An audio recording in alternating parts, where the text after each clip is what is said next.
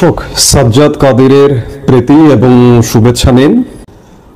আপনারা জানেন যে এই মুহূর্তে গত এক বছর যাবত ছাত্র সমন্বয়করা আলোচনার কেন্দ্রবিন্দুতে, ছাত্র সমন্বয়ক থেকে নতুন রাজনৈতিক দল এনসিপি আলোচনার কেন্দ্রবিন্দুতে। গত 22 জুন নির্বাচন কমিশনে আবেদনের, রাজনৈতিক দলের নিবন্ধনের আবেদনের শেষ দিন ছিল। এই শেষ দিন পর্যন্ত 147টি রাজনৈতিক দল নির্বাচন কমিশনে নিবন্ধনের জন্য আবেদন করেছে। ইতিমধ্যে 50টি রাজনৈতিক দল নিবন্ধিত আছে। এর বাইরে এই 147টি রাজনৈতিক দলের মধ্যে ছাত্র সমন্বয়কদের যে রাজনৈতিক দলটি, এই দলটি আছে। এই দলটি নানা কারণে আলোচনার কেন্দ্রবিন্দুতে, কিন্তু অত্যন্ত পরিতাপের বিষয় যে দলটি আসলে একটা করুণ দশার মধ্যে আছে। এই যে নির্বাচন কমিশনে আবেদন জমা দিতে গিয়েও এই দলটির সম্ভবত তার পদটা হবে মুখ্য সমন্বয়ক বা এরকম কিছু, নাসিরউদ্দিন পাটোয়ারি, আমি যদি ভুল না করে থাকি, তিনি নিবন্ধনের আবেদন দিতে গিয়েও বললেন যে জাতীয় সংসদের 400 আসনের মধ্যে 300 আসন পাবে এনসিপি। জাতীয় সংসদে 400 আসন কোথায়, কিভাবে এসছে?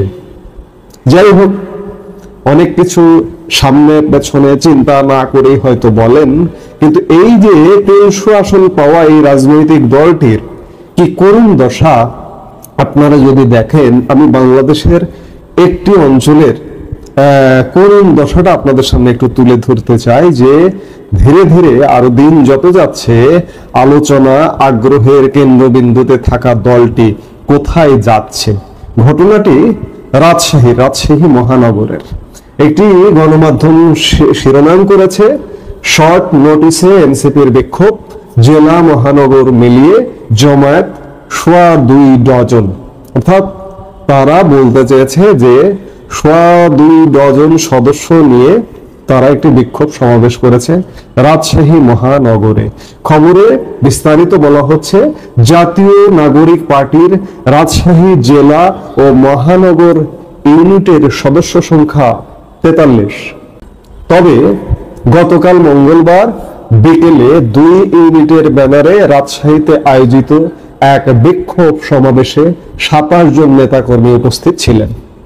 টোটাল জেলা কমিটি এবং মহানগর ইউনিটের সদস্য সংখ্যা 43। উপস্থিত ছিলেন বিক্ষোভ সমাবেশে 27 জন, অর্থাৎ কমিটিতে যারা আছেন তারাই উপস্থিত ছিলেন না। জনবল সংকটের প্রশ্নে দলটির দায়িত্বশীল নেতারা বলছেন, শর্ট নোটিসে কর্মসূচি ঘোষণা করায় এমন সংকট ছিল। আগের রাতে এনসিপির কেন্দ্রীয় কমিটির সদস্য সচিব আক্তার হোসেন সহ অন্যদের উপর ককটেল হামলার প্রতিবাদে গতকাল বিকেলে রাজশাহী নগরের সাহেববাজার 0 পয়েন্টে বিক্ষোভ সমাবেশের ডাক দেওয়া হয়েছিল। রাজশাহী জেলা ও মহানগর ইউনিটের ব্যানারে এই কর্মসূচি অনুষ্ঠিত হয়। যেটি হোক, শর্ট নোটিসে ডাক দেওয়া হোক আর যেটি হোক, অন্ততপক্ষে কমিটির 43 জন তো থাকা উচিত। আচ্ছা, শুধুমাত্র কমিটির 43 জনকে দিয়ে কি ভোট হবে? আগামী নির্বাচনের বৈতরণী পার হওয়া যাবে? নির্বাচিত হওয়া যাবে? আসলে এনসিপির অবস্থাটি কিন্তু এমন। সারা দেশে এনসিপি এমন করুণ দশায় নিবর্তিত। আজকে বলা হচ্ছে যে আগামী দিনে ক্ষমতায় আসবে এনসিপি। কিভাবে আসবে আমরা তো বুঝি না, আমাদের মাথায় তো সেটি ঢোকে না। অথচ এই এনসিপির মানুষের মন জয় করে, মানুষের হৃদয় জয় করে যথেষ্ট সুযোগ ছিল একটা জায়গায় আসা, এমনকি সংসদে যাওয়া, কিন্তু সেই সুযোগ হেলায় হারালো। আমরা ঘুরে ফিরে সেই পুরনো রাজনৈতিক দলগুলোর মধ্যে আবর্তিত হচ্ছি। এই আবর্তন ভাঙাটা খুব সহজ ব্যাপার নয়। আপনি যদি ভিন্ন কিছু না করেন, আপনি যদি ব্যতিক্রম কিছু না করেন, তাহলে কিন্তু কোনোভাবেই সম্ভব নয়। আপনি যতই গল্প মারেন যে 400 আসনের মধ্যে 300 আসন পাবেন, নিবন্ধনের জন্য জমা দিয়েছেন নিবন্ধনের আবেদন, নিবন্ধন হয়তো পেয়ে যাবেন, প্রতীকও হয়তো পেয়ে যাবেন, কিন্তু কি হবে? এই 147 দল নিবন্ধনের জন্য আবেদন করেছে, ইতিমধ্যে 50টি দল নিবন্ধনকৃত, অর্থাৎ প্রায় 200 রাজনৈতিক দল। এই 147 দলের মধ্যে নিবন্ধন পাবে তো অনেকগুলো। এই 200 রাজনৈতিক দলের প্রধান যে রাজনৈতিক দল কোনগুলো? আওয়ামী লীগ। যদিও নির্বাচন কমিশন ইতিমধ্যে আওয়ামী লীগের নিবন্ধন স্থগিত করেছে, আওয়ামী লীগের কার্যক্রম স্থগিতের সুবাদে সরকারের একটি প্রজ্ঞাপনকে অস্ত্র ধরে নির্বাচন কমিশন এই কাজটি করেছে, কিন্তু আওয়ামী লীগকে তো বাদ দিয়ে হিসেব করা যাবে না, বিএনপিকেও বাদ দিয়ে হিসাব করা যাবে না। বিএনপিকেও যদি কেউ বাদ দিতে চায় সেটাও সম্ভব নয়। অর্থাৎ আওয়ামী লীগ বিএনপিকে ঘিরে আমাদের রাজনৈতিক কেন্দ্র, রাজনৈতিক বলয় আবর্তিত হবে। এনসিপি সুযোগ ছিল, সুযোগ কাজে লাগাতে পারলো না। দিনকে দিন এই দলটি করুণ দশায় পৌঁছে যাচ্ছে। যার দরুন আমি রাজশাহীর উদাহরণ দিলাম। এটি শুধু রাজশাহী নয়, এটি সারা বাংলাদেশের চিত্র। অর্থাৎ মঞ্চে যত লোক থাকে, মঞ্চের নিচে তার থেকে শতগুণ কম মানুষ থাকে। আমরা বিভিন্ন সময় মঞ্চের চিত্রও দেখেছি। এনসিপি নামে আছে, কাজে নেই।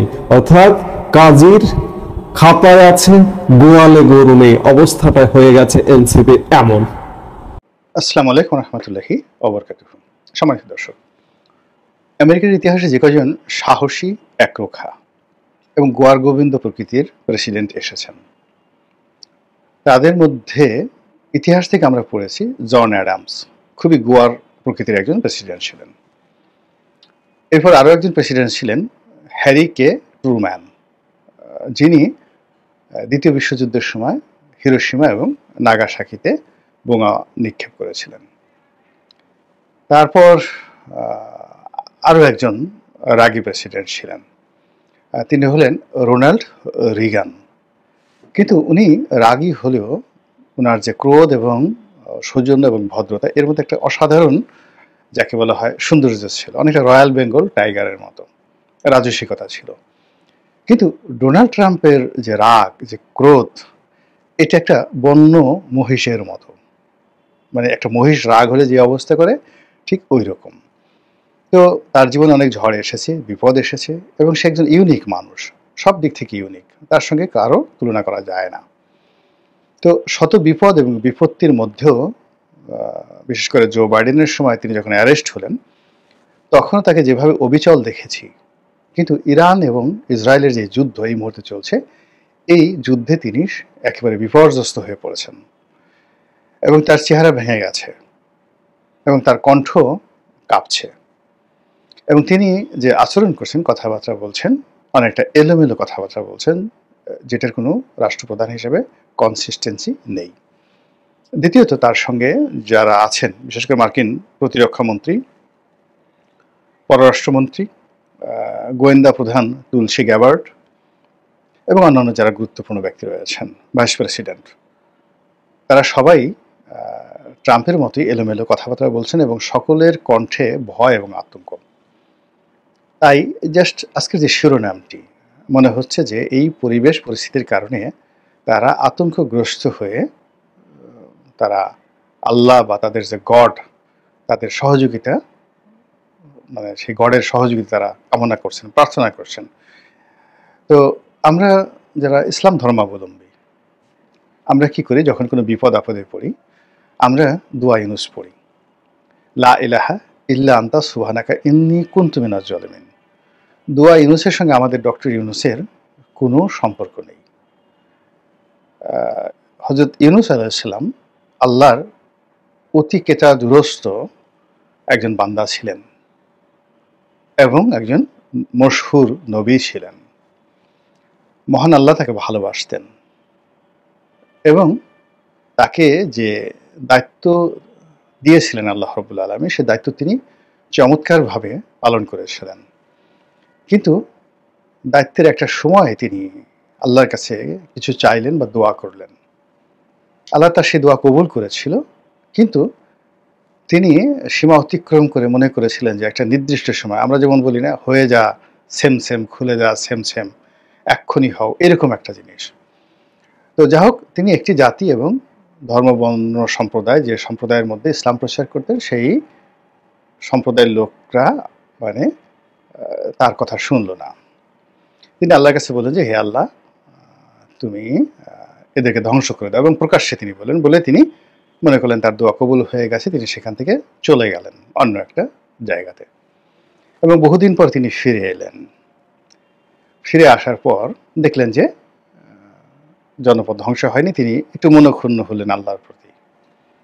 দ্বিতীয়ত, যারা লোকজন তাকে বদদোয়া করতে শুরু ছিল এবং তাকে আল্লাহ নবী হিসেবে তারা টিটকারি করতো যে কিসের নবী, তো তারা আরও টিটকারি বাড়িয়ে দিল। এবং এই কারণে তিনি আবার সেই জনপদ ছেড়ে যখন চলে যাচ্ছিলেন, তখন আল্লাহ রাব্বুল আলামিন তাকে আবার একটা পরীক্ষার মধ্যে ফেললেন। এবং সেই কাহিনী আমরা জানি যে সমুদ্রে তাকে নিক্ষেপ করা হলো, তাকে একটি মাছ গিলে খেলো, এবং যখন সমুদ্রে নিক্ষেপ করা হলো গভীর রজনী, আবার যখন সেই মাছটি তাকে গিলে খেলো এবং সেই মাছের পেটের অন্ধকার, রাতের অন্ধকার, এবং সমুদ্র তলে সেই মাছটি আবার সমুদ্রের তলে চলে গেল, সেই ত্রিমুখী অন্ধকার। তো সেখানে একটা মানুষ তো সাধারণত আল্লাহর প্রতি বিশ্বাস রাখতে পারে না, সে তো মনে করেন আমি মরেই গেছি, আমাদের একটা সাপে কামড় দিলে আমরা সেন্সলেস হয়ে পড়ে যাই, এবং দুয়া ইনুস মানে আমাদেরকে যদি হাতুড়ি দিয়ে পিটানো হয় গোকরা সাহেবের সামনে, দুয়া ইনুস মনে থাকে না। এবং এটা বাস্তবতা হলো যে আওয়ামী লীগের একজন বিখ্যাত এমপি ছিলেন, বাংলাদেশে খুব নামকরা ডাক্তার প্রাণগোপাল। তো ডক্টর প্রাণগোপাল এই কথাটা বলছিলেন। উনি তো আপনারা সবাই ডক্টর প্রাণগোপালকে চিনেন। তো মহান মুক্তিযুদ্ধের সময় ওনারা পালিয়ে ভারত যাচ্ছেন মুক্তিযুদ্ধ করার জন্য। তো পথে খান সেনারা, পাকিস্তানি সৈন্যরা, তারা লোকজন থামিয়ে মুসলমানি করে কিনা দেখে, এটা দ্বিতীয় ফেজে। তারপর কালেমা জানে কিনা এটা পরীক্ষা করে, এবং তাদের সাথে রাজাকাররা থাকে, আলবদররা থাকে, আশামস থাকে। তো প্রাণগোপাল এবং তার এক বন্ধু, খুবই বিশ্বস্ত বন্ধু, তারা ভারত যাচ্ছে। তো প্রাণগোপাল হিন্দু, আর তার বন্ধু যে আছে সে তো মুসলিম। এখন পথে হিন্দু, মানে সে তো হিন্দু, কিন্তু তারপরে সে লা ইলাহা ইল্লাল্লাহ মুহাম্মাদুর রাসূলুল্লাহ এরকম 4 কলেমা সে মুখস্থ করে ফেলেছে। তো যাই হোক, তারা যখন যাচ্ছে তখন পাকিস্তানি সৈন্যরা থামানোর পরে তো প্রথমে প্রাণগোপালকে জিজ্ঞাসা করলো, সে 4 কলেমা বলে ফেললো মুখস্থ। তো তাকে ছেড়ে দিয়ে ওই যে অরিজিনাল মুসলমান তাকে জিজ্ঞাসা করলো, সে ভয়ে কলেমা ভুলে গেল, এবং পাকিস্তানি সৈন্যরা, রাজাকাররা তাকে স্পট গুলি করে, ব্রাশ ফায়ার করে তারা সেখানে মেরে ফেলে, এই কথা বলছেন। এবং প্রাণগোপাল কিন্তু সেই সাক্ষাৎকারে তিনি কাঁদছিলেন যখন তিনি আসলে এমপি হননি। তো সেটা মনে পড়লো যে এখানে যে আসলে মানুষ যখন বিপদে পড়ে তখন দুয়া ইউনুসের কথাও মনে থাকে না, আল্লাহ নামও মনে থাকে না। তো এইরকম একটা বিপদে, যে বিপদ গোকরা সাপের চেয়ে কোটি কোটি গুণ বেশি, সেই বিপদের মধ্যে পড়ে তিনি কোনো কিছুর কথা চিন্তা করলেন না, সরাসরি আল্লাহকে চিন্তা করলেন, আল্লাহর কাছে আত্মসমর্পণ করলেন এবং আল্লাহর কাছে বললেন যে লা ইলাহা ইল্লা আনতা সুবহানাকা ইন্নী কুনতু মিনাজ জালিমিন। হে আল্লাহ, তুমি ছাড়া তো আমার আসলে কেউ নেই, কোনো ইলাহ নেই। এখন আমি তো নিজের প্রতি জুলুম করেছি, এতটুকু বেশ, আর কিছু করার দরকার নেই। তিনি বললেন আমাকে রক্ষা করো, আমাকে বাঁচাও, আমাকে মাফ করো, কিছুই বললেন না, শুধু বললেন যে তুমি ছাড়া আর কোনো ইলাহ নাই, লা ইলাহা ইল্লা আনতা সুবহানাকা ইন্নী কুনতু মিনাজ জালিমিন। মানে তুমি সমস্ত দুর্বলতা এবং অক্ষমতা থেকে মুক্ত, তুমি না পারো পৃথিবীর এমন কোনো কাজ নাই, আর আমি এত খারাপ যে আমি তোমার বান্দা হিসেবে তোমার শুকরগুজার হতে পারিনি, আমি নিজের প্রতি জুলুম করেছি। আল্লাহর এই যে দোয়াটি, হযরত ইউনূস আলাইহিস সালামের দোয়াটি এত পছন্দ হলো যে তিনি তাকে সেই মাছের পেট থেকে রক্ষা করলেন, এবং এই স্মৃতিটিকে কিয়ামত পর্যন্ত জাগরুক রাখলেন তার বান্দাদের জন্য, এবং এটির নাম দোয়া ইউনূস কালামে পাকে রয়েছে। বিপদে পড়লে আমরা এই দোয়া পড়ি। এখন ডোনাল্ড ট্রাম্প যে বিপদে পড়েছেন, তিনি তো ইচ্ছা করলে এখন দোয়া ইউনূস পড়তে পারবেন না। তাকে দোয়া ইউনূস পড়তে হলে মুসলমান হতে হবে, বিশ্বাস করতে হবে, এবং সেটা যদি হয় তাহলে তো এটা পৃথিবীর জন্য একটা বিরাট ব্যাপার। মানে আমি সাধারণত এটাকে ওয়েলকাম জানাই যে সারা পৃথিবীর ইতিহাস নতুন করে লিখিতে হবে যদি সে দোয়া ইউনূস পড়ে এখানে মুসলমান হয়ে যায়। কিন্তু এখন তার যে অবস্থা, তার অবস্থা অনেকটা দোয়া ইউনূস পড়ার মতোই অবস্থা, তার সমস্ত কিছু এলোমেলো হয়ে গেছে। এবং এটা সেই রাখাল বালকের গল্পের মতো, তিনি তার কর্মজীবনে এত মিথ্যা কথা বলেছেন এবং এত মিথ্যা কথা এখনো বলে যাচ্ছেন। আগের বার কত যেন বলেছিল যে 5 বছরে তিনি 20,000 বার বা 20 লাখ বার কতবার যেন মিথ্যা কথা বলেছেন, একের গুনে গুনে পত্রিকাগুলো বের করে ফেলেছিল। এবং কথাবার্তা, সকাল এক কথা বিকেল এক কথা, এবং কথা দিয়ে কথা না রাখা, পাগলামো করা, এই সমস্ত কারণে অনেকে মনে করেছেন যে মার্কিন জাতির জন্য ডোনাল্ড ট্রাম্প একটা অভিশাপ। এবং যে জাতি নিজেদেরকে এত সভ্য মনে করে, ডেভেলপমেন্ট মানে মনে করে নিজেদেরকে, যে উন্নয়নের চরম শিখরে তারা রয়েছে, কৃষ্টি, কালচার, সভ্যতা, তো সেখানে তাদের মাথার উপরে আল্লাহ রাব্বুল আলামিন এরকম একজন লোককে নেতা বানিয়ে দিয়ে মূলত অবস্থাটা এমন করেছেন যে আপনি সারা শরীরে আপনি ধরেন খুব দামি দামি পোশাক পরলেন, আতর মাখলেন, তা আতর মাখলেন, তারপরে শেষে দামি পোশাক পরলেন, কাজল মানে সারা শরীর মেকআপ করলেন, কিন্তু এমন একটা ক্যাপ পরলেন মাথায়, সেই ক্যাপটা জুতোর তৈরি। ছোট ছোট বাচ্চাদের বা বড়দের ১০০টা জুতো দিয়ে সুন্দর করে একটা ডিজাইন করে যাকে বলা হয় আপনি একটা মুকুট বানালেন এবং সেটা পরে ঘুরে বেড়াচ্ছেন। বলেন তো আপনাকে দেখে লোকজন কি বলবে? তদ্রূপ একটা জাতিকে যখন আল্লাহ রাব্বুল আলামিন শাস্তি দিতে চান, তখন সেখানে এরকম ডোনাল্ড ট্রাম্পের মতো নেতা তাদের মাথার উপর বসিয়ে দেন এবং সেই জাতির অপমানের জন্য এরকম একজন নেতাই যথেষ্ট। এই গেল ডোনাল্ড ট্রাম্পের অবস্থা। দ্বিতীয়ত নেতানিয়াহু। এই ভদ্রলোক ইসরায়েলের রাজনীতিতে যে উগ্রতা দেখাচ্ছেন, ইসরায়েলে প্রথম থেকেই যারা প্রেসিডেন্ট হন, প্রধানমন্ত্রী হন কিংবা প্রতিরক্ষা মন্ত্রী হন, এরা খুবই উগ্র প্রকৃতির মানুষ, উগ্র ইহুদিবাদ। কিন্তু এর মতো এরকম উগ্র, নেতানিয়াহুর মতো এরকম উগ্র ইসরায়েলের ইতিহাসে কখনো আসেনি। এখন এই নেতানিয়াহু যেভাবে তার রাষ্ট্রটিকে, ইসরায়েল রাষ্ট্রটিকে অশান্তির মধ্যে নিয়ে গেছে এবং এটাকে রীতিমতো অস্তিত্ব সংকটে ফেলে দিয়েছে, এটি ইহুদি জাতির জন্য একটা বিরাট কলঙ্ক এবং এ জাতির অস্তিত্ব নিয়ে টানাটানি শুরু হয়েছে। এবং এমনি একটা প্রচলিত প্রবাদ যে ইহুদি জাতি যখনই কোনো একটা রাষ্ট্র গঠন করেছে, তারা সর্বোচ্চ ৮০ বছর রাজত্ব করতে পেরেছে, ৮০ বছর পরে তাদের পতন হয়েছে। তো সেই দিক থেকে এই যে ইহুদি ইসরায়েল রাষ্ট্রটি, এই রাষ্ট্রটির যে আয়ুষ্কাল এটি ৮০ বছরের কাছাকাছি হয়ে গেছে এবং এটা নেতানিয়াহুর হাত দিয়েই এর ধ্বংসটা হতে পারে। এর আগে বহুবার এরকম ঘটনা ঘটেছে। নেতানিয়াহুর চাইতেও শক্তিশালী উগ্র শাসকরা হয়তো দেখা গেল যে আগে এভাবে রাজত্ব করেছে, কিন্তু নেতানিয়াহু যে পরিবেশ পরিস্থিতিতে পড়েছে, অতীতে কখনো এই ইহুদি রাষ্ট্রটি, এই জেরুজালেমে বহুবার তারা রাজত্ব করেছে, এরকম বিপদে পড়েনি। তো যাই হোক, এখন নেতানিয়াহু তার ভুল স্বীকার তাকে এখন করতেই হবে, তাকে তওবা করতে হবে এবং তওবা শুধু করলে হবে না, তাকে তার যে জায়গা সেখানে ফিরে আসতে হবে।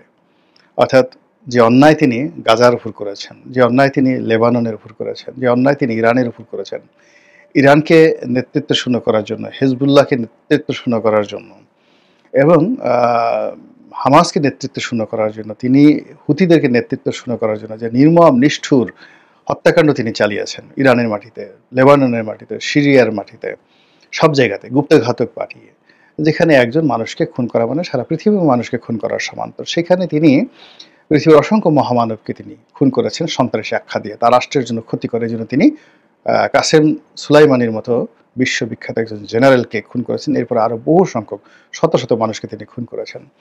ফলে এখন যে সময়, এই সময়টাতে ইরান এবং ইসরায়েলের যে যুদ্ধ, এই যুদ্ধের ফলে তার জন্য যে পরিস্থিতি তৈরি হয়েছে, আমার কাছে মনে হচ্ছে যে ফেরাউন হযরত মুসা আলাইহিস সালামের সাথে যুদ্ধ করতে গিয়ে একেবারে শেষ পর্যন্ত যে বিপদে পড়েছিলেন, যখন তওবার যে দরজা তার জন্য বন্ধ হয়ে গিয়েছিল, স্বয়ং জিবরাইল আলাইহিস সালাম তাড়াহুড়া করছিলেন যেন কোনো অবস্থাতেই ফেরাউন এই নীল দরিয়ার মধ্য থেকে বা সাগরের মধ্যে যে পথ আল্লাহ তৈরি করে দিতেছেন, সেই পথে যে তাড়া করছিল সে হযরত মুসা নবীর পেছনে, সেখান থেকে সে যেন ফিরতে না পারে, সে যেন পানির মধ্যে মরে যায়।